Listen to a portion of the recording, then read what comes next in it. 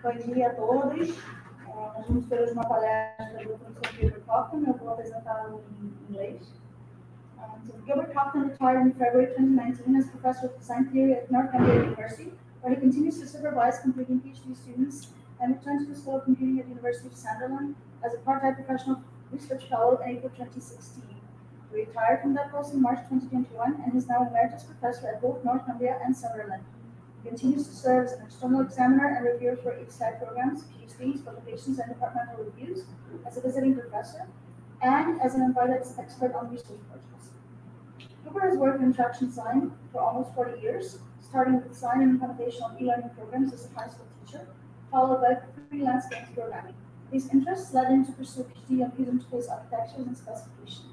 Much of his time since his PhD studentship was spent working for and within businesses at the Scottish HCI Centre for Bell Northern, now Mattel Research, Mary Computer Systems, Microsoft Research, several consultancy assignments, and directing major regional digital sector support projects. Digital Media Network, Coworks, Metro, HEFCE Digital Code. In the latter roles, he contributed to the northeast of England's development into a major center of creative digital technology. Gilbert's human-to-human interaction research draws on a multidisciplinary background, humanities and applied human science bachelors and postgraduate degrees, computer science PhD, UK NESTA fellowship on value-centered design. He has published in software architectures, specification notations, context of use, accessibility, feasibility, user experience, e-learning, design theory, and resources for design work, including agile and lean. His main interest is approaches to software design to balance and integrate creative, strategic, and engineering factors. While agile approaches have made good progress over the last 2 decades, they still can learn much from creative and strategic business practices. At Northumbria University School of Design, he worked across a range of studio environments, which has given him extensive experience of creative practices that are still not properly understood in mainstream software design. So he's a distinguished speaker for ACM, and this is ACM's bio, so I'm going to read it all. Just 2 more paragraphs. His work is highly cited, with over 270 publications since 1985 and almost 260 invited presentations in 25 countries, including 19 keynotes. He has presented courses for over 30 years to mixed academic and industry audiences at ACM CHI and other major events. He served on editorial boards for journals and book series and in major roles in IPIC and UK BCS conferences. He has been involved in the supervision of or examination of over 90 PhD students in design, computing, and related HCI disciplines. He has directed funded projects with a total value of almost $9 million, including dollars. Dollars, that was dollars, yeah. Okay. ACM dollars. Yeah, ACM dollars. Yeah. It's probably only $7 million now. Including leadership roles in 2 large research networks spanning dozens of European countries, Wales and Trinidad.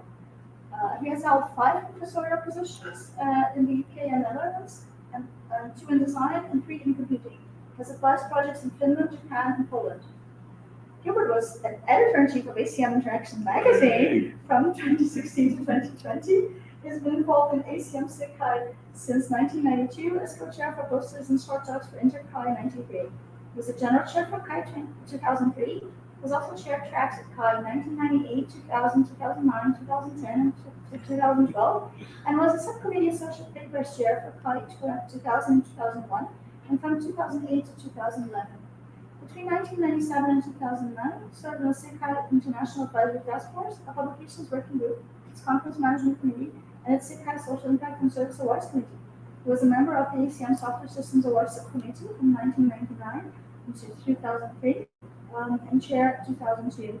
And in 2020, he received the SIG-CHI Service Award, Lifetime Service Award. Thank you. Well, help me welcome Professor Gilbert Cochran.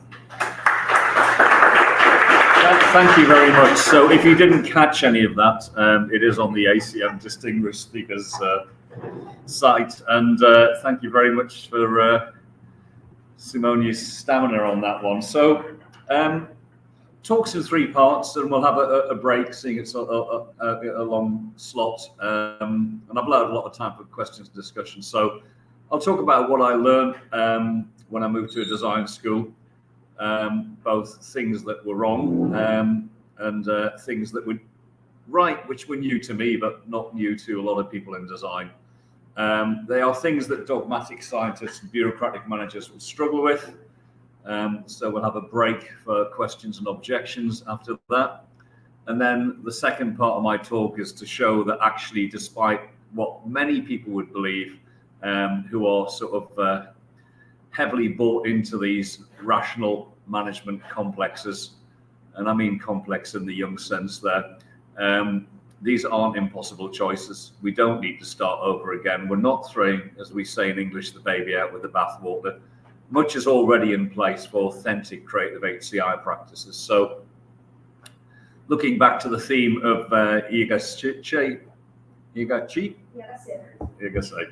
last week, that was looking at paths of interaction. I think what we're looking at here are really intersecting concurrent paths of interaction. And if people from HCI and UX can follow these, they'll become much more effective team players in strategic innovation. So I learned new things from here. This is Northumbria School of Design. It goes back to 1844, not that building. That building's 2007. But we actually exhausted that space quite early on. But it is a long-standing design school, very broad range of degrees, very strong studio practices going back almost 200 years now. And it's a fantastic culture to be within and learn. So some of the books I came across, one of which I already knew. I read Brian Lawson's How Designers Think, which has been through 4 editions. In '95, when I was teaching a design course at Glasgow University as part of their Advanced Information Systems Masters. And I found the slides for this a few years ago and was surprised that I actually did get it, but then I quickly forgot it. So Brian Lawson went on to co-author a book with Cees Dorst, who's over on the right. So he has carried on writing, but it's been more collaborative.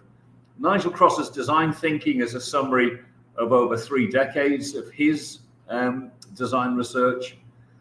Tim Brown's book is more of an innovation book. And, you know, when I say I learned from design, that includes the innovation literature as well, even when it's outside of design from business schools. Cees Dorst's frame innovation builds on what we know from 50 years of research into design, but builds on the top of that a framework for innovating through framing. Little book down below from 1987 is Bruno Latour's Science in Action. And what all these books have in common, they're based on studies of designers, or in Latour's case, scientists. No designer has ever freaked out about books about designers, but Latour and other people, you know, started the science wars. So you get people like Steven Pinker saying that the humanities department are, you know, corrupting people by telling them bad things about science. Not that he's ever had the decency to go and see what his colleagues are actually teaching. But the key thing here is this is about empirical studies of designers, just as we have empirical studies of science. And it's not about what we want designers to be, it's about what they actually do. And with those foundations within the design school, it's very easy to find these books, particularly if you're given the one on the left. So Marion Petrie gave me that one. This was a set of interviews with expert software designers, and it reproduces pretty much what is already in the research in the design literature. Similarly, John Hegarty, a professional, I don't know if you remember the Levi Jeans advert where the guy goes in the laundrette. That was one of John Hegarty's fairly early blockbuster adverts. There was a previous one for British Bread, which you probably won't have seen. More recently, Cees Dorst's lovely book, Notes on Design, How Creative Practice Works. It's 2 books in one, and it's a series of very short essays, 1, 2, and occasionally 4 pages. The last book is a collaborative effort from the University of the Arts London, and that has got pieces across all of the arts, visual arts, performing arts, plastic arts, and they're all in a similar space, choreography. You will find them not necessarily using exactly the same language, but essentially saying what we already knew 40 years ago looking at design. And dare say people looking at artistic practice already knew it as well. So this is really solid stuff. In the process, I learned that these processes were wrong. So this is the current version of the ISO standard for human-centered design. And against that literature, there's 5 things that are wrong. The first one, design, creative practice doesn't work in coherent phases. It doesn't do this, then do this and only this. Research the problem, don't do anything else. State the requirements, don't do anything else. Design, don't do anything else. Evaluate, don't do anything else. No one in creative practice would do that. There's no good reason for doing it as a designer. There might be a good reason doing it for a project manager, but no one does that at all. You do not, within these little boxes, take a load of inputs and produce a set of outputs. So this sort of model of a sausage machine where the meat goes at the top, you turn the handle, and the outputs for the next phase go out. That simply doesn't happen. Thirdly, iteration happens once you've been around once, whereas in creative design, people are reflecting all the time at the end of every. So we don't have phases, we have episodes, and they come to an end just like any narrative, where it just seems to be a good stopping point to stop and reflect and reorient. User requirements are not a complete basis for product or service strategy. So the idea that you study the user's needs and that tells you how to design is some truth of that, but there's a lot of other truths that are really important. And then finally, 5, you cannot plan a creative process up front. So there's this tension. People want creative innovation. They want people to do things they've never done before, but they want to tell you at the start what they're going to do. And you think, make your mind up. You cannot be creative and bureaucratic at the same time, period. So 6 things that I learned were correct. And I would say mostly from the design research literature, by which I mean research into design, looking at design practice, but also from the innovation literature. There's 2 groups of fundamentals. The first one is that design projects progress concurrently in unique ways. And there's 4 things going on here, and I'll come to each of these in turn. You have co-evolving design arenas. That's my term. Other people use other things. We do not have sequenced phases coupled by outputs and inputs. So that was the first point I made on the previous slide. Because you don't have these little phase machines that take inputs and produce outputs, you're having to continuously connect and reconnect. It's not sequential morphing, it is just hard-won connections in design work. It's guided by continuous reflective contemplation. Reflection's the word we normally use, but I want everything to begin with C. And what we don't have sporadic iteration where, right, you've got to the end of the cycle, now you can think about what to do next. People are thinking about what to do next all the time. And what I think is very interesting about creative work that a lot of people really has passed them by, is very much within the design literature, is that they coalesce multiple design readers, the concourses, which is my word for a range of positions in design. So that merges 1 and 2. It's not in phases and it's continuously connecting. The thing about being coalesced is it really is fused. It's an alloy, and it's very hard to pull apart what's been fused at that point. But good design does that immediately. It comes in with a fusion of all the elements of design and then builds on that. The second group is about generous creative confidence, which underpins an excess of success. So, standard jokes in design, what you call a designer who's met all the requirements, sacked, basically. That is so miserable that anyone who just does what they've been asked to do is not a designer. Hard one to swallow for people for software and human-centered design, but it's simply the case that no decent designer would ever be happy without, unless they've delighted and surprised someone. And that what happens is design teams coax. I'll come back to these later, that you have art directors, creative directors who can do some of the juniors' jobs. It's not like a project manager in software who can't code and is just ask you why I haven't done this yet, and the answer is because it was really hard. Or actually, you'd ask me to do the wrong thing and I had to fix it. So let's look at these in turn now. So the key thing is that you don't have processes, you have progressions. And it's a concurrent projection, and every project is unique. This goes right back to the Wickets problem paper of 1972, and no doubt well before that, because a paper published in 1972 is writing about things from the 1960s. This is from a paper by John Jarrow and a colleague. John Jarrow is in Australia. a lot of his work is studying hard engineering design, like circuit design, electronics. So, the standard response, oh, that's creative fashion stuff. It's not the same in engineering. Well, actually, sorry, it is. Tough. People don't believe it's the same in engineering, but when you study engineers, I can't remember her name now, but maybe it's Cynthia Atman, Professor of Engineering Education at Washington. She's led a series of projects over decades that show that engineering students design pretty much like fashion students, at an abstract level, clearly not the level of detail, but they're still returning to the first stages, what are assumed to be the early stages of design, what are assumed to be the fuzzy front end. They're still returning to those late in the process. And John Jarrow's found the same for things like circuit design. So co-evolution is about problem solution spaces co-evolving. This is in the Wicked Problems paper. So if you're constantly reframing the problem, you're not problem solving, you're problem finding. And you keep going until you've got an eventual solution to the found problem. So the thing about a wicked problem is you don't really know what the problem is until you've accepted the solution, which means it's actually not a problem. And part of the problem with wicked problems was they got trapped in the language of rational design.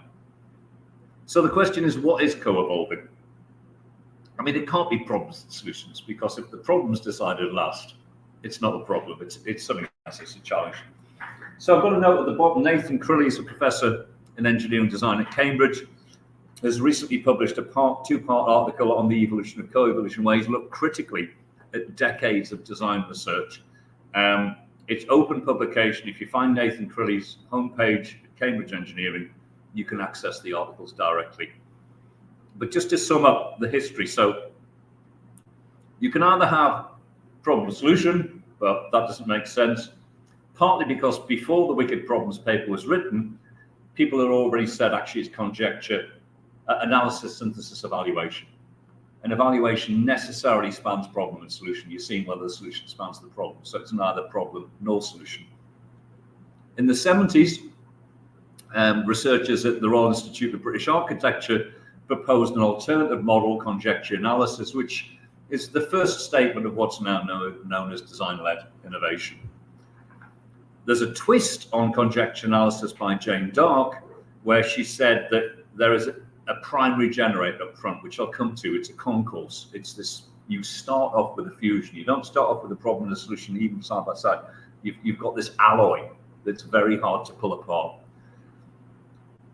And then I've come up with what I call post-problematic design, where there's an artifact and there's memoranda. So memoranda in Latin means things to be remembered. So you've got the thing that you're designing and all the things that might matter. So for human-centered design, if you look at possible memoranda from John Heskett's very short introduction to design, or the toothpicks and logos version, he states those as artifacts, beneficiaries, purpose, evaluation, not using those words all the time, but he talks of means for artifacts and ends for purpose. But I think they're confusing words, particularly for people whose first language isn't English. So I've changed those to artifacts and purpose. Beneficiaries and evaluation arenas, these enable human-centered design. If we are actually bearing in mind who we're designing for, and we're bearing in mind the results of evaluations, they are the foundations of human-centered design, although I prefer to call it human-focused design, because the only center for all design is the artifact. That's the only thing that's always there. And the rhetoric of human-centered design is quite unhelpful, because it distorts and biases towards human science practices when that is not what drives design forward. It steers it, it guides it, but it doesn't drive it. The purpose arena allows strategy-led design, so I advocate a worth focus there that I'll come back to later. And you get, as I said, concourses coalescing. We'll come back to future stuff. So that's the first one. Second one is connecting. So Charles Eames, with his partner Ray Eames, said, eventually everything connects, people, ideas, objects. The quality of the connections is the key to quality per se. So whilst there is craft quality, chairs are well crafted, they're well made, they're well constructed, they're even well thought out. what really matters is the connection. So you can see these are chairs for lecture theatres. They've got somewhere to rest on, take your notes. They've got a little shelf underneath. And it's the way that an artifact connects with its context, with its memoranda. That's where quality resides, not wholly within the artifact itself. So I use the word axiofact instead. So axiology is the study of value. So an axiofact is value that has been made, or worth that has been made, not just a thing, but a thing in all the connections that make it worthwhile. So what sort of things, how do we see connections? So that diagram is a much used one from Janus Kellis's PhD from Delft, and it's the timeline of his research through design.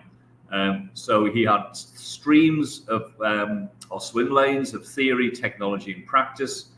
So in the tradition of all designing, let's just steal that and replace it with the 4 design arenas based on Hesketh, and they need to be constantly reconnected. And if you're continuously connecting, you avoid 2 big problems in human-centered design. The first is they're all downstream utility ones.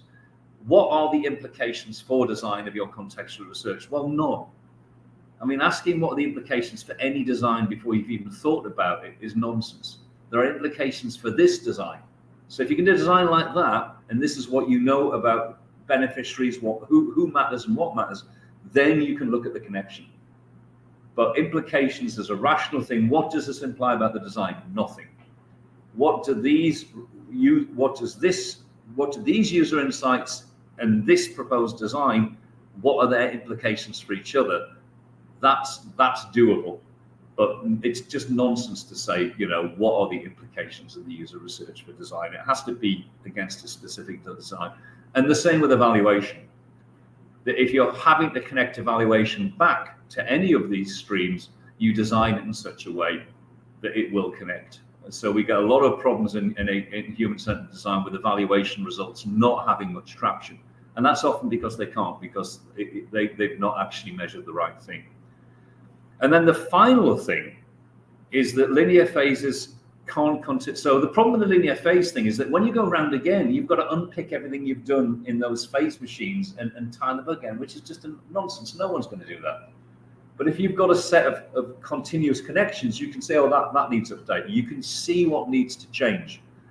And then the final thing is that once you've been around an iteration once, you can't be sequential anymore. You lose your sequential virginity first time round.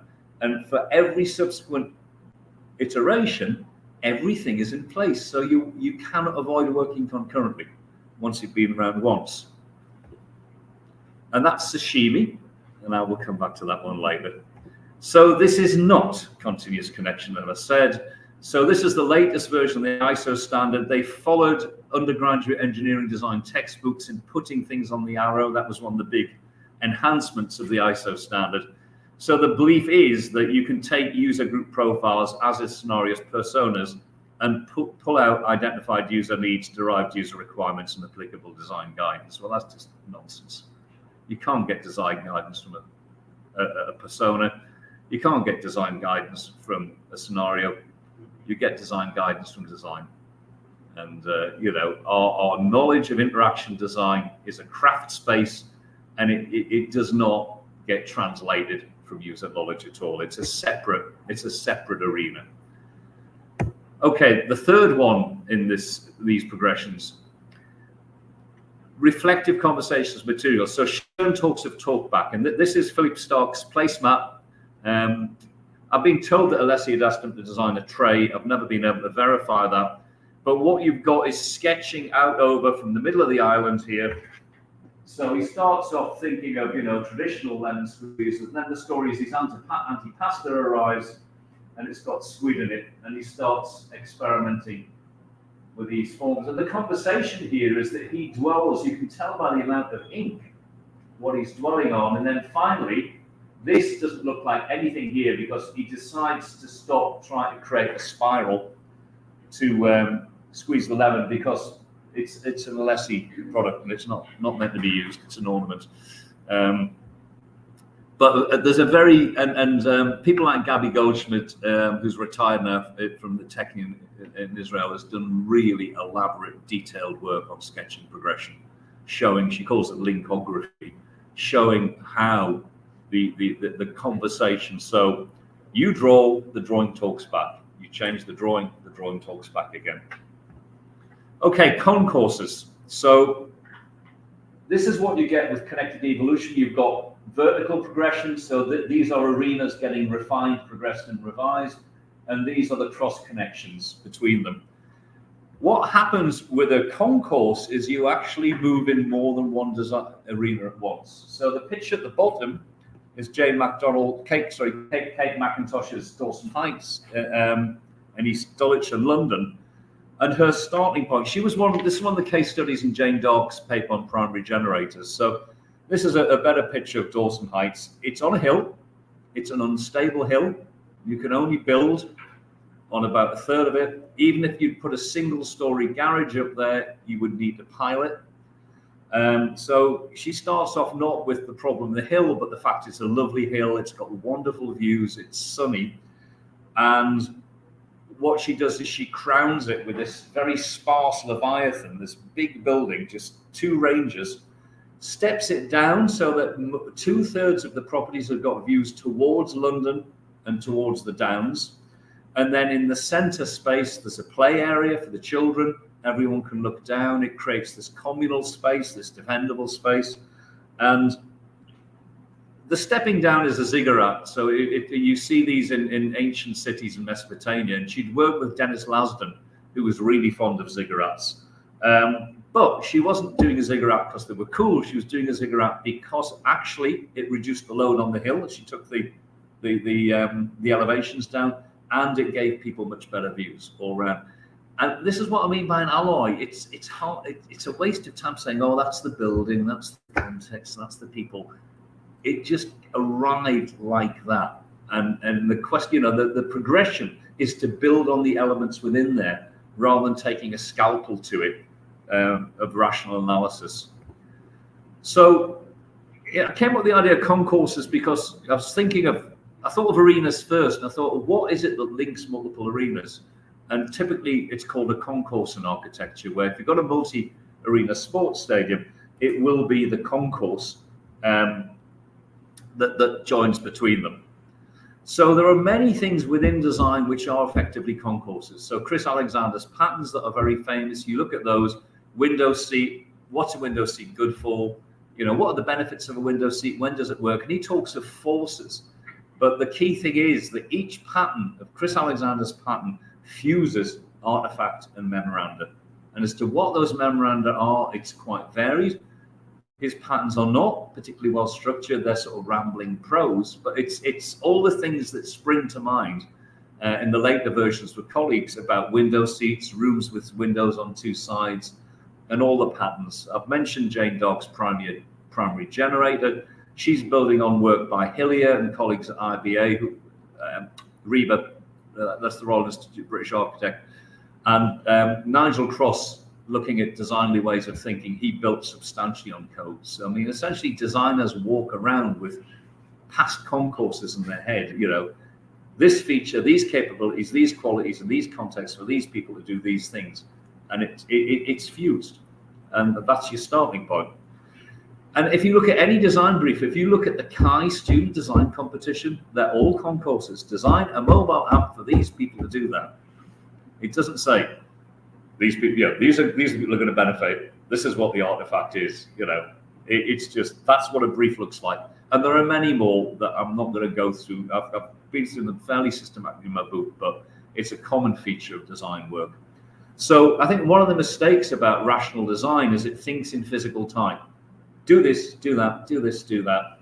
Whereas these are really symbolic spaces, which people are focusing to various degrees with different balances, with different mixes at different times. So I said I renamed Heskett's design arenas.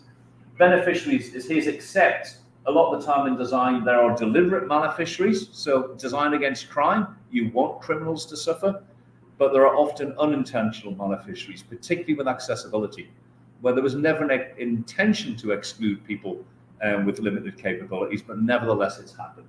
So I just made up the word any fisheries to mean both those. Artifacts, again, like Miss and Mrs. becoming Ms, I talk of artifacts because most of the time in design, you're not working with a final artifact, you're working with an antifact. You're working with a prototype, you're working with an idea, you're working with an enactment. There are many, many different forms of artifacts, but for a long time in design, that's all we're working for. It's not the real thing. It's not made from the same materials, it doesn't have the same substance, it doesn't have the same finish. And then purpose is what John Heskett calls ends, and evaluation I've left unchanged. Again, what's great about John Heskett's book is that, you know, human-centered design, people think they invented evaluation, and they didn't. It's there in a mainstream, introductory, basic text on design. So the second group, just a pair of things now, generous creative confidence. I picked this up from the multidisciplinary design innovation masters at Northumbria, which takes students from design, engineering, and business initially. They've added other disciplines and psychology. They work in teams all year. And a key focus they've written extensively, published extensively on their educational practices, and it's about creative confidence. And at the heart of studio practice is not breaking design students. Where many disciplines go through these, you know, auto de fe, trials of fire until someone understands what it is to do science properly or what it is to do close reading properly. You know, you break a design student once, so don't do it. So creative confidence is actually vital. And part of that is going beyond what you've been asked to do. So Dennis Lasdon, who Kate McIntosh worked with, our job is to give the client on time and on cost, not what she wants, but what she never dreamed she wanted. And when she gets it, she recognizes it as something she wanted all the time. Henry Ford said the same. If I'd asked people what they wanted, they would say they wanted a faster horse. And Steve Jobs continuously said people don't know what they want until they got it, and then they can see they want it.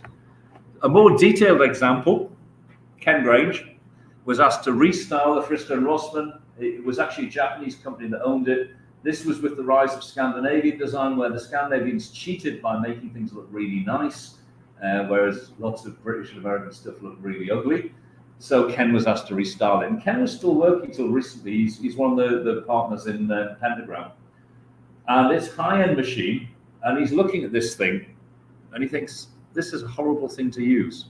The mechanism's in the middle, so the back's no use. So he pushed the mechanism to the back. Malefisheries, left-handed people, hard luck. This is really rubbish for you, that, whereas the other one's just half rubbish.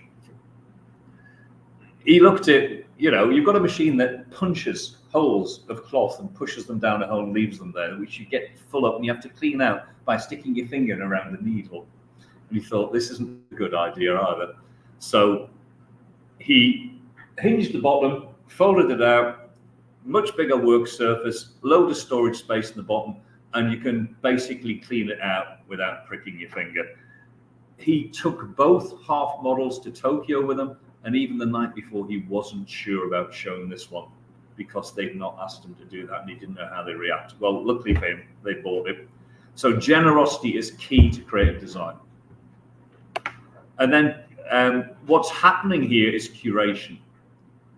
That it's not about doing what the users tell you to do. It's not about obeying user needs. It's about deciding what matters and curating that in a way, just like an art exhibition. What goes up on the wall? How do we describe it?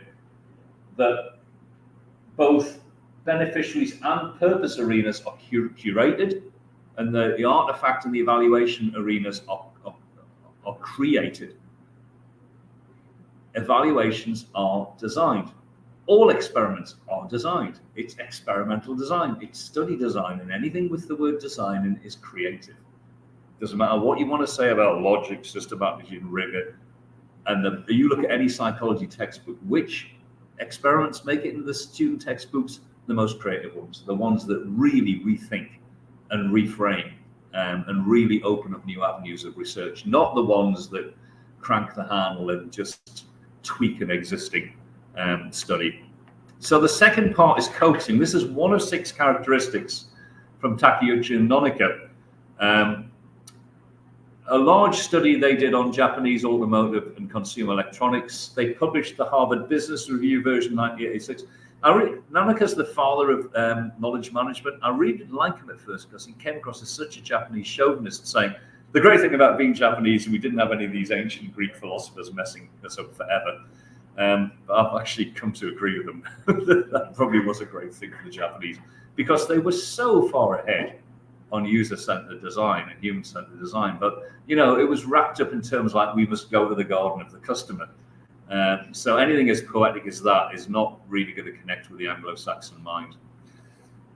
So 6 factors: overlapping development phases. So we've got that. Built-in instability. So if you're in an inherently unstable work environment, your creative competence is crucial. You just have to keep going. Multi-learning and multifunctional teams. So what he found was that, you know, in automotive, you couldn't be a mechanical engineer anymore. We're talking about the, you know, early 1980s here, and before in Japan, no mechanical engineers. You have to understand, say, electrical as well. Not as an expert, but enough to do basic tasks and enough to be able to co-work with the expert electrical engineers and vice versa. Subtle control. And so this is what Scrum picked up. There's 6 here, and Scrum gets, the textbook version of Scrum get 1.5 out of 6. They got self-organizing project teams, but not subtle control. There's nothing subtle about being a Scrum Master. And organization transfer learning, they only managed within the Scrum team. It didn't extend to the wider stakeholders in the product development process. And if it wasn't for Takeuchi and Nonaka dropping their sashimi concept for overlapping development phases because they thought that people outside Japan didn't get it. So they thought when they wrote the Harvard Business Review paper, we need a metaphor that's more accessible to people in the West than to sashimi. So they basically said, don't do relay, do Scrum. And that's where Scrum, the name. So 1.5 out of 6 plus the name. And it's a short paper. It's not hard to read. I don't get it. Well, maybe I do get it, but let's come back to that. So that was 1980s Japan. This is 2020's Newcastle. So OpenCast is one of the many really good software design houses in Newcastle. Marvelous mix of creatives, engineers, software people, account managers, client-facing people. They worked on 2 services during the pandemic: the Self-Employment Income Support Scheme and the Eat Out to Help Out program. And this was their reflection that what really mattered to the success of these projects was the collaborative attitude and approach of all involved, motivating, leading by example, questioning in the right way, while remaining upbeat, supportive, and professional.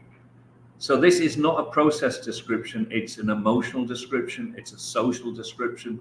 And this is what OpenCast are attributing the success of these 2 projects to. And they were successful. 95% satisfaction with a government-provided service. You know, 95% will be brilliant for a leading-edge commercial brand. But to achieve that within a government bureaucracy really takes some doing. And the traffic for Eat Out to Help Out, this was basically subsidizing eating out. You got just short of 200 price of eat a meal out each, and that was the highest traffic that the HMRC's Her Majesty's Revenue and Customs. So that's why they were doing them here. So that's, you know, this is everyday working in Newcastle. A lot of our design graduates work for OpenCast. Another company you may have heard of, Publicis Sapient, goes back. So the lineage here goes all the way back to Studio Archetype that Clement Mock set up with others. So in the early days of the web, and particularly when Apple was getting out of R&D and getting out of design, Clement Mock and others just went and formed their own agencies. And a lot of the agencies in the Bay Area, like Adaptive Path and others, you know, tend to have Apple founders. It's grown and it's grown. It's got 10,000 engineers, 20,000 other employees. And this is from there. I found this because I was getting recruitment adverts on my Facebook feed. This is what they want. risk-taking, cross-cultural teams who experiment, learn and teach, transform and thrive as bold and brave innovators, disruptors and polyglots, not as process followers, not as method executors. Again, it's emotional, it's social, it's about character. Here's some case studies. I'm not going into them. What I can do is sum up these case studies are examples of multi-everything, multidisciplinary, multi-stakeholder, multi-member teams, multi-activity, multicultural, multilingual, multivalent. It's about having a whole range of values in play, multi-option, multi-layer, multi-pace. That's from Gartner's pace-layered architecture that comes from Stuart Brand's work, and he's building on an earlier architect's analysis of buildings as having 5 layers that change at different speeds. The site never changes, the shell doesn't change much, but as you come down through the 5 layers, so what Gartner's pace-layered architecture is saying, think about the software you're designing and what sort of pace it's got. If it's a system of record that is safety critical, business critical, you've really got to be systematic and rigorous and careful there. If it's a system of differentiation, you have to be creative enough to get a competitive advantage. If it's a system of innovation, then you really are having to accept full-blown creative practice. Multi-device, multi-channel. You'll see all of those in those 4 examples from Publicis Sapient. So I'm just going to sum this up now as do's and don'ts. So do co-evolve. Do get into a scrum, but get into a good scrum. Not a scrum. Don't sequence. Do connect. All these little bows to tie up. Don't believe in magic. Don't believe in the wizard in the box. I mean, look at all your books on software engineering, software design, and see if it ever tells you what's in the box. Nah. And if they do tell you what's in the box, will it actually take the inputs and the outputs? Even with the extra inputs to the wizard at the top, it's sad. Let's be honest. It's just really sad. You reflect in action as you go, on action at the ends of episodes, and for action for the next episode of design. Don't iterate gormlessly. Gormlessly is not a high frequency English word, but it basically means being stupid without thinking, oh, it's iteration time, let's go around again. It's a bit late. if you get to the end of a cycle and now you think, oh, what should we do next? You think, you haven't got a plan, have you? Your planning tool has not given you a plan. How does that work? But as well as co-evolving, coalesce as well. And then going on to the generous creative confidence, curating, and it's mixing, it's balance. It's balance, but balance in the sense of a sound mixer. It's not balance in the sense of a children's party cutting the cake up so everyone gets the same share. You have a different mix across your design and your memoranda depending on what the project is. And it's not a question, oh, that's not enough for UX. Well, actually it is. It may even be a bit too much. There'll be some projects where you'll need a lot of user research and a lot of evaluation. There'll be other ones where you can get away with very little. So it's about the mix. It's not about, going around the wizards in order. And then finally, coax. Don't scare like a project manager. Someone sat with a Gantt chart who hasn't got a clue what's happening. So why are these such hard choices for so many in STEM? Because that process stuff was dropped in the 60s within mainstream design. And all the people responsible, Chris Alexander, John Chris Jones, they later said, this doesn't work. And you've got people in software engineering blinkered. Then mainstream engineering, Takeuchi and Nonaka, they drop it in the 90s and go to concurrent engineering. And what's happening in software? Blinkers are still on. So what's happening here? Well, it is about ideals, not realities. And if when you've got solid empirical data constantly replicating, telling you something, and people ignore it, it's because they don't like what they're hearing. So Herb Simon went through 3 editions of the Sciences of the Artificial. He can be forgiven in 1969 for not getting it. This is before the Wicked Problems paper. He cannot be forgiven in 1981, and he definitely can't be forgiven in 1996. One retirement project I'd like to do is just look at the differences between the books and see what the shifts are. And he does ease up. But at the bottom line, he still wants a science of design, of intellectually tough, so it's macho time. We're not fashion designers, we're tough engineers. Analytic, watch me analyze. Partly formalizer, but eases off a bit. Partly formalizable, partly empirical, yeah. Not the empirical bits that you don't like. teachable doctrine about the design process. So there is a complex in the Young sense at play here. And where does it come from? So this is in next month's edition of Prospect that I've got with me. Julian Bigini is a resident philosopher for Prospect magazine. And this is about, are we going to keep this monarchy? And a lovely quote: most Western political philosophy since Plato had operated on the assumption that you have to work out your fundamental principles first and then apply them. Seeing how terrifying it would be to have put Plato's own totalitarian republic into practice, as well as how badly many experiments in building a society from year zero have gone. So we're thinking of 20th century totalitarianism here. And, Karl Popper wrote The Open Society and Its Enemies, going right back to Plato, these people that think you can design everything up front and then roll it out. We have good reasons for doubting the wisdom of this approach.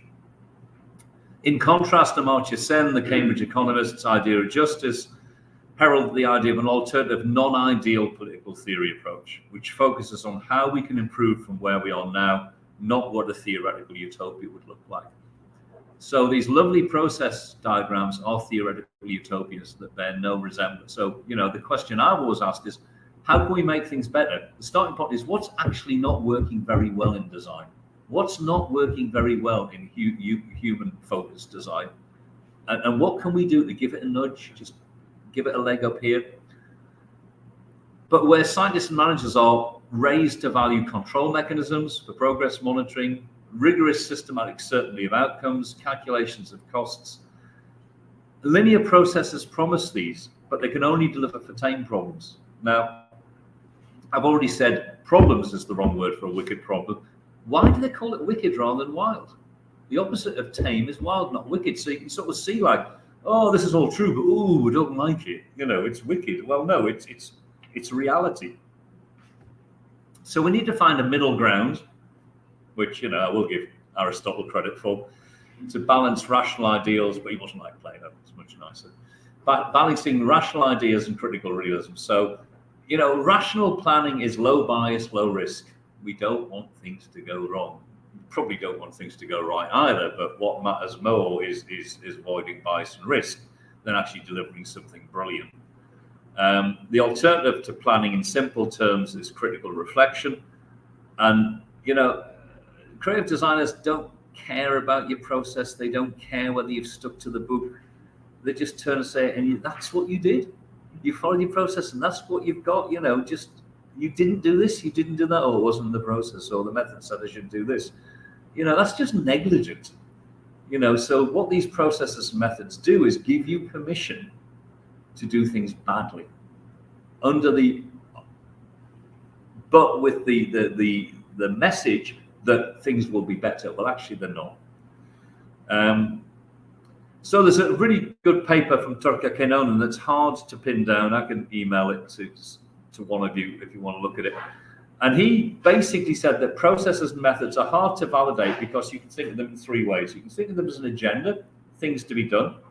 So user testing, recruit the user, script the test, manage and record the test, analyze data, extract insights. Anyone who calls that a method is gormless. That's 5 headaches. Basically, you say, I'm going to do some user testing. You've now got 5 headaches. And what you've accepted is an agenda which takes a stand on the objectives of design and designing. What should designers do? You should evaluate instead of just dealing with what kind of results they should be able to create. Have you got any user test results? Well, yeah, but they didn't tell me anything. So it is axiological. It is about what you should be doing. And even something like user testing is underpinned by a scientific value system that says we need empirical data to show whether people can not only use the system, but whether it's worthwhile. Competences are things that you know how to do based on incomplete existing public resources. So to plan and implement user testing, you will find things on ways to recruit users through marketing agencies, through user panels, through snowballing. There's a whole range of approaches to recruitment. So it's not that we don't know anything when you say recruit users, but you have to choose which approach to take or which mix of approaches to use. And the thing is that the method only becomes actual in the instance of performance. So method mongers show you the brave new world out your windscreen, when in fact method is always in your rear view mirror. You always know what your method was, but you never know what your method will be, unless it's a really tame problem. There will be things that you have to adjust and adapt to as you go. And instruments, this is the ideal method, a generic procedure, series of well-defined steps conducted in a specific manner or order that is transferable over contexts and circumstances with relatively little variation, independent of the individual. No bias, it's a tool, works every time. Our personas are perfect. And this was the initial focus of research for design in the 1960s. So key thing, whenever you think about methods and processes, what you're talking about agenda, a competence, or instrument. And if you talk about agendas, what agendas? Because Herb Simon's got an agenda.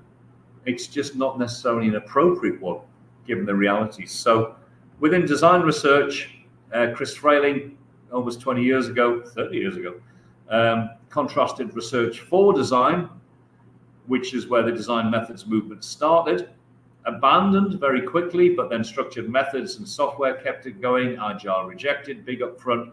But design and science, it's like if you remember the Monty Python and the Holy Grail film, design science is like the Black Knight, it's just a flesh wound, it's lost all its arms, but we're still going to make design scientific. People who've never designed in their life, and certainly people who've never ever seen a product to market or a service implemented, like the guys at Outcast and the guys at Publicis Sapient. What happened in design research is, having seen research for design fail so spectacularly, they found out why. And they said, what actually happens in design? It's what design teams actually do, not what they should do or could do. But, if research for design was initially too idealistic, research at design was too descriptive. It was like, this is what designers do. That's it. Since the 90s, we've had research through design where creative design is used as the backbone of research methodology, and we can use it to improve design. So personas, scenarios, cultural probes are all resources used in design that have been developed through design. So the main persona textbook has got a whole set of crowdsourced examples. So all those examples are from people's creative practice of the ways they've come up with of developing personas, presenting personas, sharing personas, updating and retiring them. Cultural probes was, an outstandingly creative approach to resourcing design work. So the approaches I've developed, Big WOFO, which stands for Balanced, Integrated and Generous, Worth-Focused Design. Nordic Eye paper with colleagues in Poland on creative sprints that essentially they invented, developed them, I theorized them. What we've actually got here is research into design, through design, for design. So your goal is to support design better, research for design. You do that through design by designing new resources and approaches, but you study, you don't evaluate, you want to see, right, what happens with these? Because different teams will use them differently. Different projects will. So say it works, so there's a method effect. It is just not very smart at all. So that's the point at which you leverage all our expertise in studying design work. So it's all three together, and Chris Frayling recognized that. Out in the big bad world, we saw agile first, dropping structured, rational, linear methods, but the heart of British public sector standards. So ITIL is the IT infrastructure library for IT service management, outlines best practices for delivering IT services. The current version drops processes. It drops phases. Most of those phases are still there as activities, but they're things to do when it's right to do them, not things to do in this order. And again, I don't want to sound like I'm smart, because, as I said, I read the Lawson book. I taught it. I think I taught it pretty accurately, and then I forgot it. So this is my this is the value-centered development process that is sort of teetering on the brink between sequence and concurrency. So beneficiaries and purpose are decided up front, and there's a linear progression from personas to statements of intended worth. But then evaluation design happens side by side. And my proposal was, you don't design until you've started your evaluation. Until you actually know what your evaluation criteria are, don't start designing, because otherwise you've got no way of actually reflecting in a systematic manner. And then iteration, I said, was actually not these gormless arrows going around like sitting on a child's roundabout. It was a substantive process stage where you reasoned about what to do next. But it's limited because it's all about design change. You know, the iterations up there, there's no iteration to say, actually, the evaluation needs to be progressed. We need to go back to the first stage because we've not understood the beneficiaries. We haven't quite got purpose in the right way. So again, it's very hard for a lot of people to break away. It's so embedded in engineering practice, the sequence, even when engineers aren't doing it. So, you know, the ISO standard hasn't embraced creative practice, and it is time to move on. And therefore, we, you know, to be true to creative work, which includes mathematical proofs. So often in software engineering, saying, you know, software development should be like a proof, it should be systematic stages. But no mathematician starts at the top of the page and writes the proof out first time. You know, no one says, oh, that's not the way you did the proof. It doesn't matter. You know, what you want is a reasonable narrative at the end of how we got to where we got to. So we need to be flexible, true agility, not just slogans. We should expect the unpredictable, progression of work, allocation of resources, exploit our flair and imagination, be confident in creative direction, no predefined routes, and keep going to wherever that turns out to be. So I could offer another talk for people who don't like this. What I learned in computer science and many design won't accept, but that's for another time. So we'll have a little break. And has anyone got any questions? So what I'm doing the next part is actually coming up with practical examples of how we can actually live, we can actually work in a way that's faithful to creative practice. So I'm happy with questions and I'm happy with objections as well.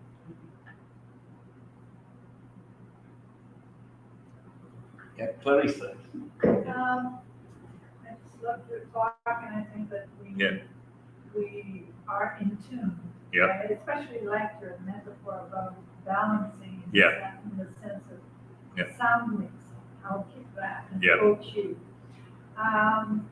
What I was thinking is that when you mentioned that we need some rational narratives about what we have done, right? I would say a reasoned narrative rather than a rational one. Sorry. Yeah. Reason. And I know it's subtle, but rational is like, I can see where I'm going. I'll come back to that. Reasoned is I can see where I came from. Yeah. There was a time when you mentioned Herb Simon. Yeah. The attempt was trying to make design scientific. Yeah. And that was, at another point in history. But today, it seems to me that technology is sort of prompting science. And I've read a number of papers who say there is no more frontier, no more borderline between technology and science, in the sense that you sort of produce something and then science is prompted to participate in that process, etc. So it's an intensely multidisciplinary, multi-perspective thing, and everyone needs a different kind of narrative. Yeah, right? Absolutely. So, they're unique. When you read the process-centered narrative, I think it fits some kind of audience in the sense of trying to give this audience a clue of what is happening. The problem is when you read this clue as a universal guideline and sort of thing. So I've been thinking about how you manage all these reasonable narratives in the end, so that people can sort of navigate through different perspectives, keeping the focus right. I mean, you have to share something, right? Like say the artifact, we share the artifact, right? But it's really very difficult for people coming from different disciplines to sort of understand. You mentioned the number from sashimi, metaphor, etc. So it's really very hard bring people to have a productive understanding of what you want to say. It is, yeah. So I would like to move to productive understanding rather than correct understanding. Yeah, and I think well-managed co-design is part of that. And I think the problem we've had with design thinking is it's safe for work creative practice. You know, you've got the D school IDEO 5 stages and the note saying, oh, it doesn't really happen like this. And Bruce Archer back in the 60s, when he came up with his 7-phase, 107-step method, or something like that stuff, in practice, you know, there's backtracking and the rest. And Clive Dim, who's a very, you know, the late Clive Dim, sadly, an outstanding engineering design educator, you know, key engineering design textbook by Clive and his team. He says, yeah, I know it's iterative, I know there's backtracking, but we've got to keep it simple for students. So I think there has to be a bit of give and take on both sides. It's interesting what happens in advertising where you have an account manager who often, in my experience, are never designers.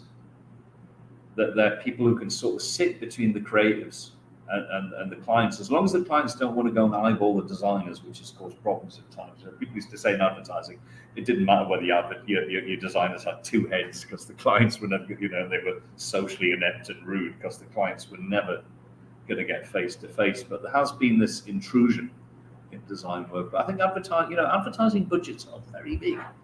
You know, they are bigger than a lot of software budgets, and they've got a lot of maturity. And you know, going back to Ogilvy, a lot of really detailed upfront research, a hell of a lot of detailed evaluation and controls in place. So I think there are models in advertising of how to do this. You know, I say that for a lot of software people. They go, "Oh, you terrible person! You know, advertising is evil." Well, actually, it's not a lot of the time. But no, I think there's a lot to overcome because, you know, you take the education system and bureaucracies, and they are all working against being creative. You know, and you know, students on creative degrees are so lucky. And I think, you know, one of the difficulties is, you know, you do a 1-week crash course in design thinking, and you're putting them up alongside students with 4 years of studio practice, and the gap's just massive. So I do agree with you, but I think it is about, it's almost like a health and a public safety campaign, like, you know, on, you know, crossing the road properly. I think there has to be some serious preparation of the audience for the realities of creative work. So, you know, I think it's the 3rd chapter of Tim Brown's Change by Design, where he talks about they're running this innovation gym for a company. And in the first break, this attendee goes out in their business suit, gets straight on their mobile phone and says, "These people have no process. You know, you've sent me here this really expensive course and they're not teaching me how to do anything," you know. But of course they were. But they were doing it in a way that wasn't immediately legible. So, yeah, I think it's a really important point to. Just a final note. When, for example, you think about technologies that have to have some scientific grounding. Oh, yeah. Like, Yep. you know, we've seen it during the pandemic, right? So, when people do creative work, they have to handle it to science, right? Or work with scientists. I mean, there's a lot of really good medical equipment design out there. The relevant science is another set of memorandum. And you know, if you're designing stuff for health and well-being without drawing on the appropriate science base, you're negligent. Outside of student design competitions, I don't know anyone who does that. You know, medical equipment design was a key area of the Centre for Design Research at Northumbria. Yeah, so it's just like having the different templates for now. And you'll find some universities are very good at turning out those product designers. So Glasgow, for decades, has had a joint degree between College of Art and Mechanical Engineering. Delft and Eindhoven are design departments in engineering universities.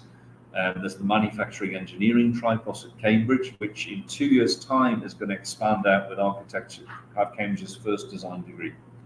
So they've now got 3 creative degrees, isn't that amazing? You know, they had architecture, they've got creative writing masters now, and now undergraduate to postgraduate designs coming But I think if you actually look at the list of degrees at Cambridge, it brings it into, very stark perspective how it's dominated. Originally by the professions in the Middle Ages, it was law, theology, and medicine. But science really took over. Yes, there's a comment at the back, I think, yeah? My name is Paul. First, I want to thank for the presentation. Yeah. Very interesting. But I found the last bit that you spoke about, maps, for example, how we have a very strict process of turning a result, proving what we did. Yeah. We have a very strict process, and it could be more flexible. It's interesting. I remember a movie I saw about an Indian mathematician called Newton, how he had to deal with cultural differences and prejudice just to prove his work on partition, for example. So I think it's very interesting, that suggestion of being more flexible in ways of innovating and stimulating creativity and diversity. But I wanted to know your opinion about also the current trend in our decade or century of disinformation. Because, for example, I remember also a famous movie actor who tried to prove that 1 times 1 equals 2, for example. Terence Howard, I don't know to say that, but it's like, how can we be flexible and at the same time correct? Right, I think at the heart, it goes back to what Giulio Bagini was saying, was that at the core of ancient Greek philosophy is you know exactly what you're doing and why before you do it. And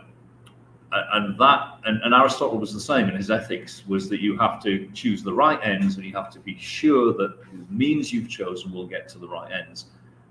That's just asking too much. And Kant was the same with ethics, and Habermas and others have criticized it. We've got this underlying a lot of Western rationality is this impossible human being that is all-seeing. And, I think the way, so sorry if this sounds like a flippant answer, but the way to be flexible is to not be strict. So I had those do's and don'ts. It is about the don'ts, and the challenge is being empowered on the don'ts, because there are so many people who are paid to manage that have got nothing. If you've got a self-organizing team, you can't manage them. What all you can do is direct and nudge. And in the creative industries, that's, the seniority is about coaching and mentoring.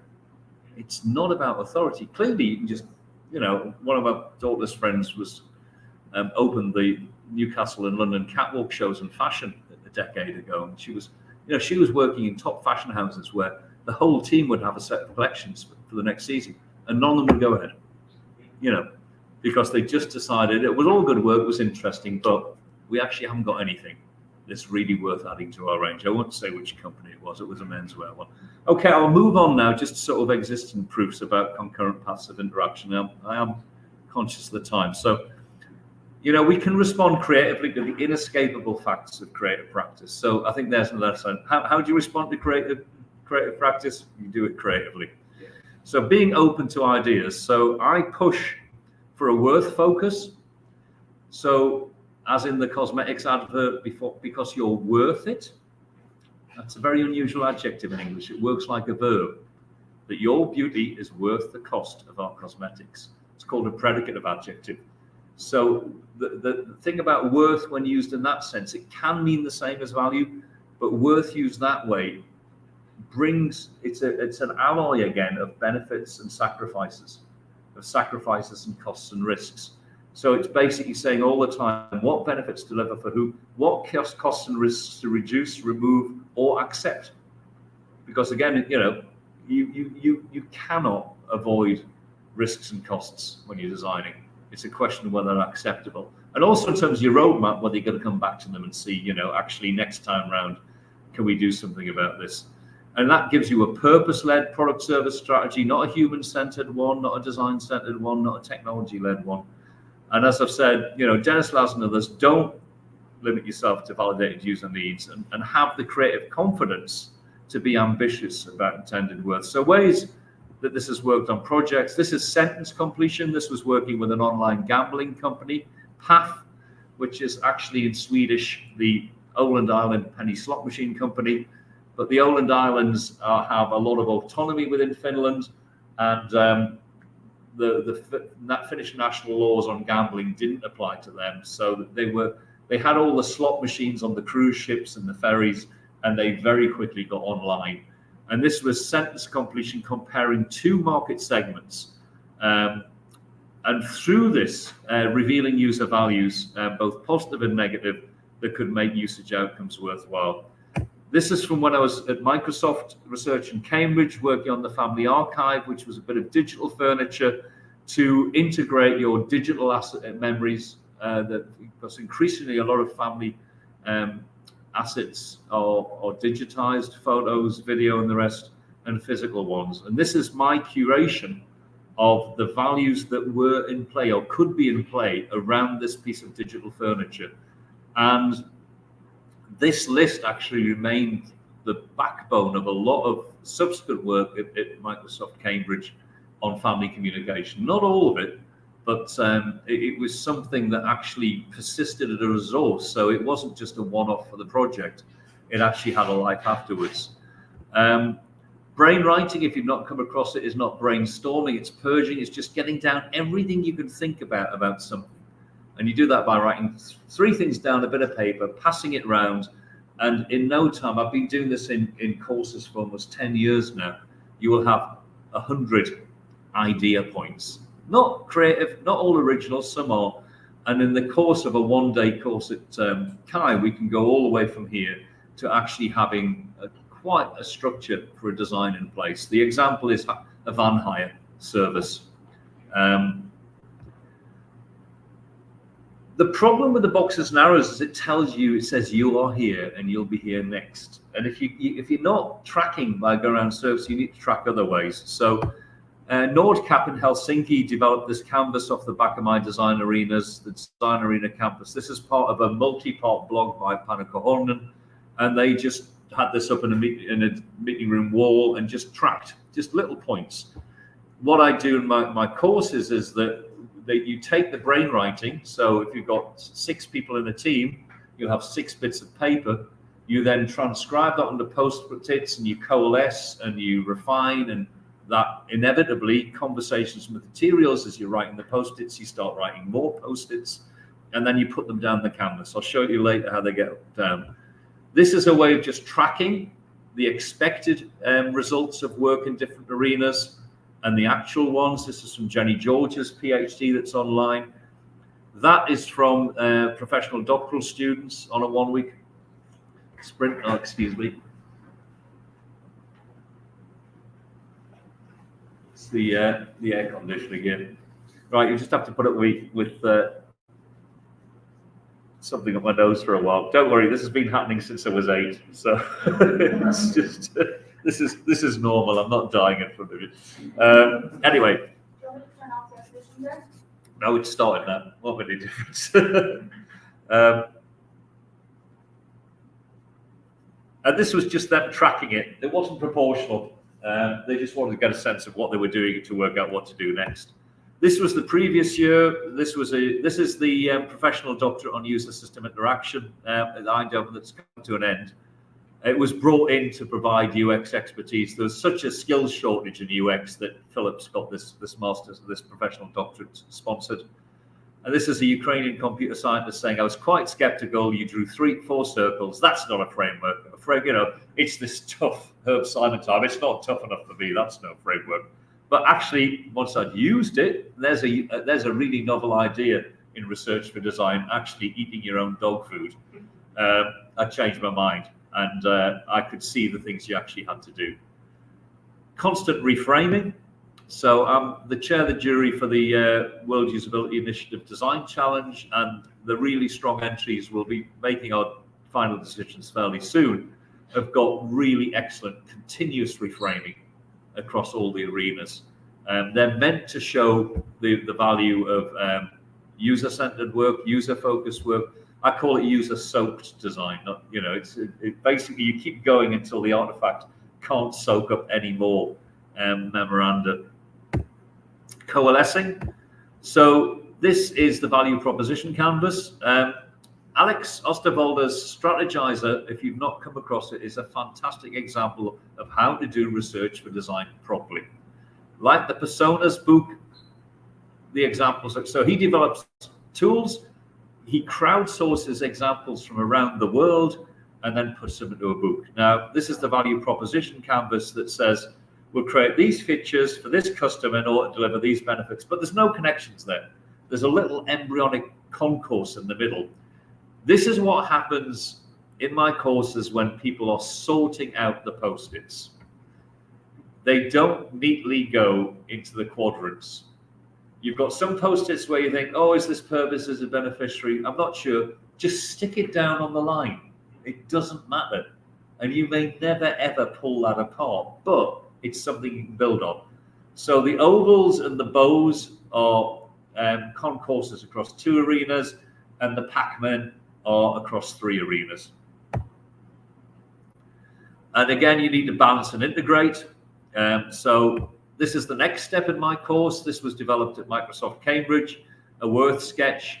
So you then take those post-its from each of the arenas and you start laying them out to actually saying, well, if I've got these materials, I can build these features, or the other way around. It's usually I want this capability. What materials do I need in place? What hardware and software do I need? What qualities do I expect? And how will those qualities result in experiences with worldwide outcomes? And what problems do we want to avoid? You then can connect that up. So that was originally spread out over a whole boardroom table. And then I've just pulled it together and scrolled over the overlaps so I could go and make one of those. What you've got at the bottom are the negative outcomes that are blocked because of you expect to be blocked because of the proposed materials, features, and qualities that you've got. And these are called means-end chains, and this was originally developed for advertising and positioning in the 80s. But the way it was used in advertising wasn't always honest. You know, you'd have all these adverts that would tell mothers that your family will love you if you buy this sauce mix or if you buy this washing powder. And it wasn't that plausible, but it worked in advertising. Within the experiences, they're quite complex. This was something I did because these techniques from marketing blow up in your face. So this is hiding the complexity within those experiences. And this is a use case, user action system response. It's a software engineering use case extended with other columns. You can have as many as you want. You can separate physical and social acts if you want to. And this is tracing the route. So it's saying, given the proposed design, how will people feel? What will they believe? What will they do in response to what the system does? And it's a way of actually drilling down only when needed, because this is labor intensive. Scenarios are concourses. You could basically get all your design arenas into a scenario, and a good scenario should have outcomes. It should have a happy ending, which most UBComp scenarios don't. You know, Jane's had a terrible day at work and it's really hard. She comes into her apartment, the kitchen, switches the lights on and puts on a nice bowl of soup for her. You know, there's never an ending as to whether that actually really made anything better for Jane at all, or whether she wanted it. Then finally, if you know Lean UX is a marvelous example of design-led UX work that forms concourses. So you immediately start off with a concourse linking personas to outcomes on the basis of what we know about our beneficiaries. We think they will value these outcomes. That's concourse 1. And this is a complex concourse that's got a connection to a connection. So interaction is a connection between a persona and a minimal viable product. And you hypothesize that this interaction will lead to these outcomes. So you've not just got connections between arenas, you've got connections to connections and connections to connections, which is why the standard engineering question is, have we got them all? You just don't ask, because it's infinite. So there's 2 concourses before you've even started. You then design the study, which basically puts the minimal viable prototype into an experiment, and you come up with measures and targets. This is working very well for your outcomes, to see whether the personas can achieve outcomes in use. And then finally, you've got a 4th concourse. Once you've done that evaluation, you've got these just-in-time findings that connect to everything. Have we used the right measures and targets? Do we actually understand the relationship between personas and outcomes? Have we actually made the correct assumptions about interaction? And even have we got our study design right? So, and that looks horrendously complicated, but luckily, people do this all the time using UX because we are very good at working simultaneously in multiple spaces. It's like riding a bike. It's fine until you actually concentrate on it and then you fall off. Some tools for reflection. This is just an easy one. For people who don't like theory, this is allergic, for people who are allergic to theory. And it says, thinking about a locale, thinking about a location, a place where this will be used, how will people's existence, relatedness, and growth motivations intersect with their social relations with institutions, kin, family and marriage, and kind, communities of practice, language, belief, issue, all sorts, and then mind, body, spirit. I don't care about Cartesian dualism. It's actually a useful way of thinking at times.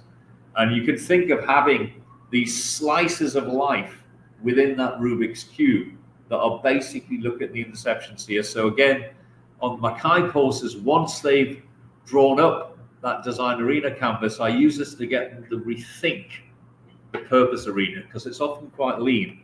And then the next thing I do is I give them 4 lists of values. This is the most detailed one from the Center for Nonviolent Conflict. And I've used these going way back when I was at Sunderland and Games Design. So other lists I use are Schwarz's values, Rokich's list of values, Kohlberg's values. And it really is like a graphic design student looking through a book of Victorian posters. It's like, oh, I like that, don't like that, don't like that, you know. And this book with, 400 posters in, and they'll flip through it in 10 minutes and decide, oh, I want to go back and look at these. And it's the same here. It's not saying this is the best list of values. Let's use Schwarz because it's empirically the best developed, which is probably true. Ideas can come from anywhere. And I think one of the real errors in rational design thinking is the belief that if you go ahead with something that's not true or not true enough, it will pollute the design. Well, it won't. Because if you've got a dodgy design input, it's like having bad meat and something. You'll taste it and you'll do something about it. Good designers do not carry on going because they've been told something. And, in science, yes, you've got to get it right. The publication must be correct. It's an archival publication. But in design, you get another chance. So, if you've made a mistake, you'll correct it, luckily. You might be, project manager might be really worried that you won't correct it. Well, you generally do, because people aren't stupid, unless they're following a process. And then secondly, we have to play the new product development game properly. So design work's a team journey. So it's narratives, not processes. It's walking together and apart across different paths of interaction, keeping track of where you go, reflecting and connecting and reflecting. And interaction designers then leave working alone with walking alongside. So back at Microsoft, the work we did with Worth Mapping and Sketches there was possible because Dave Kirk's field work was already in place and Richard Banks had led the interaction design work. So we had enough in place to start doing the Worth sketching and mapping. You've already seen resources for working as a team. So brainwriting is clearly collaborative. Sorting, you get a lot of discussions. Worth sketching, Abby Sellen at Microsoft found that, she commented that the hardware and software engineers were more engaged because the way it was spread out on this big table, people had their area. This is my bit. That's the hardware. I'm doing that. And even though they weren't as loquacious as the ethnographers and the psychologists, you could tell by body language at times. And Abby would say, oh, what are you thinking of? Because you could see people sort of moving towards their bits of paper. And that was a ticket to talk that Abby was very skillful and would then get them in there. And, there were quite a few really important creative steps there. So a microphone was added. We were discussing audio photography, how when people are looking at photos, it could record ground mal, it could do voice recognition. One of the engineers said, well, if we're going to do that, it's going to need a microphone. So people said, it hasn't got a microphone? No, it hasn't got a microphone. And that then went into actually a system for schools for doing stop motion animation, because when the family archive was in one house, a child started bringing down, because it could digitize physical objects, started bringing down their plush toys and having them act out, and they'd talk to the voices. So it's recording the video, it's recording and they then had these animations of their teddy bears and everything, and that was then repurposed to become an educational tool. And again, Worth sketches are collaborative, so is Worth mapping. So just beginning to wrap up, we want to exploit all 6 of these factors. It's very easy to pick on textbook agile methodologies because they've missed something out. Just because it's not in the standard account of Scrum, the current one, doesn't mean people aren't doing it. Because again, most teams try not to be stupid. So if there's something in the advice on a methodology that doesn't make sense to you where you are, you won't do it. But I think the things that we really need to accept are built-in instability. So David Pye was a professor of furniture at the Royal College of Art in London, and he wrote a lot about the craftsmanship of risk. So I've talked you through that, and I said, I do this in my Kai course. So was it a process? Well, no, it wasn't. It was a unique progression. I do it that way, and it has evolved, the order in which I've done things on that course, and I've done it at Nordic High and elsewhere. The order in which I do things has evolved, largely to try and get as far as possible in a one day. And I've certainly found that early curation of ideas is really important. Early coalescence is important. A reflection early on before there's too much momentum, and then connecting. But, it's swim lanes. These things are happening all the time. So that's it. Lots of C's, lots of S's as well. Things not to do. Don't sequence, don't separate, skip, specify, store, synthesize, swiftly scotch, or scare. So just wrapping up now. What we need to do in design is to balance and integrate generously. We need to accept and nurture concurrent, unique progressions of design work. Waste is inevitable, but a lot of waste happens, particularly in user-centered design, because things don't get connected. And that's because we've just assumed that if you put something into the box, it will make a difference. And it doesn't. Things only get connected by connecting them. And I've shown some things like Worth sketches, scenarios, and UX cases, and Worth delivery scenarios that either implicitly or explicitly connect, but there are other ones. And some of them already exist in software engineering, like domain analysis, where you build an object model from your domain analysis. Design rationale is another long-standing one. And the key thing is to start off connected, don't pre-sequence, keep your design arenas in balance, and take confident direction from creative generosity. Always be open to ideas, making space for ideation, going beyond known needs and pain points, delighting and surprising. Don't just deliver, donate, be generous, and don't let science or managerialism dominate. They're both valuable, but not always. And if you let managerialism or scientism take over a design project, then you will accept an inflexibility that will just get in the way of you doing well. So thank you for your patience. Muito obrigado. And yeah. I have to bring that the side of my mouth though. There is a discount which was for EAG that's available on my books with that WFD BR22. The good news is that Springer have taken, well, I don't know if it's good news that Springer have taken over Morgan and Claypool, but the good news is that to my surprise, my books got cheaper. And there's a 20% discount on top of that. But it may well be your library subscribes to the Morgan and Claypool series, I don't know. But yeah, has anyone got any further questions before we have to break up? Well, hello there. Yeah. So from the onset of the first statement, you cannot be creative and bureaucratic. Yeah. Right. I guess I'll start sharing some ideas, some experience, and then a question might arise. Yeah. Let's put it that way.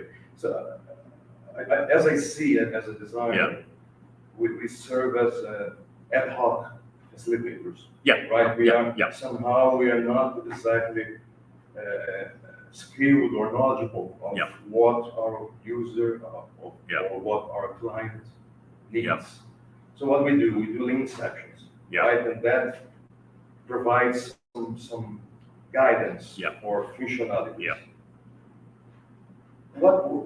How I see and how when things actually take shape is when we see Yeah. those functionalities. Yeah. And I ask the stakeholders, Yeah. the engineer, the client, to actually draw, Yeah. sketch, Yeah. design motivation, design the wireframe, Yeah. and then all those matters from Yeah. empathy, canvas, all that. Yeah. I think that's when things get clear. Absolutely. When finally we sketch together. Yeah. And I guess my question is that, like, I'm giving power to that, to the client, to the stakeholder.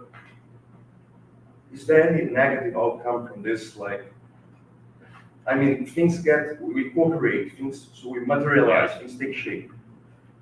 Can that lead to some false direction or some fake idea of what he requires? Perhaps I shouldn't be giving that much power to the stakeholder. I'm just wondering. I think it depends. So I think my experience with doing the project exception up front, and it doesn't take very long, means that you've really got quite a broad view of things. But I taught a 3-week course in Iceland several years ago, and they'd already done innovation courses and they were doing lots of interviews. And I said they could just go out with wireframes. They'd done a lot of thinking before the wireframes. And one of the guys there was just couldn't believe how much feedback he was getting. That they'd done these interviews about innovation projects and people just couldn't connect to them. So I think generally they're good because they're concrete and they get things to discuss. I think what you always have to watch out for with any prototype is people beginning to think it's the final product, which is why in CAD systems, they will put construction lines on there because a CAD system can make the drawings look so good, it looks like the finished product. So it's alias wavefront. You know, they actually put that in response to designers saying, can we actually put construction lines up or leave them in? Because I think you could put the construction lines in at first on alias and then just delete them all. They actually said, actually no, because it makes it look, you know, just like when you go to a tailor's and there's all this rough stitching down, it's clearly not the final thing. So I think there are general risks of artifacts if people think it's the final thing. But I think in general it's a good thing because it's a ticket to talk, it's a conversation. You know, in the early days of requirements engineering, people ask people what they wanted. They don't know, particularly if you're asking them what features they want, if they want you to, if you're looking for technical answers. Yeah, so I think design-led is good as long as it's kept in balance. So a good broad inception is the start to put in the balance there. And then you don't want it converging prematurely. So, yeah. But then you have to keep checking, rechecking, meaning Yeah. we have guides from the inception, all that, but then again, you have to converse with all those steps and then methods, converse again. And we're good at this from design schools because critiques are at the heart and fine art as well. We just sleepwalk in it.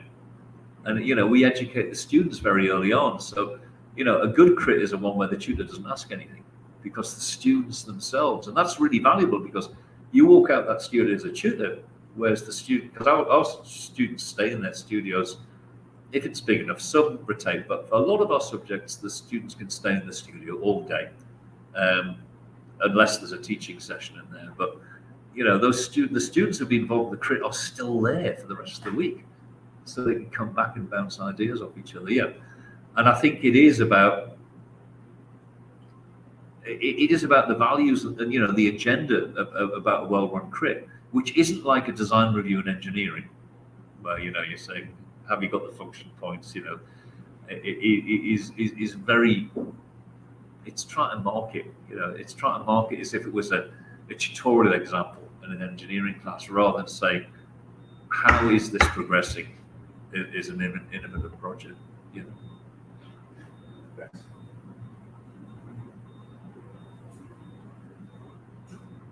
Thank you so much, Gilbert. Good talk. Yep.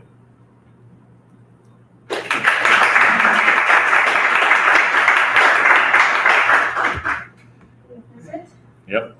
I could see the side of that route.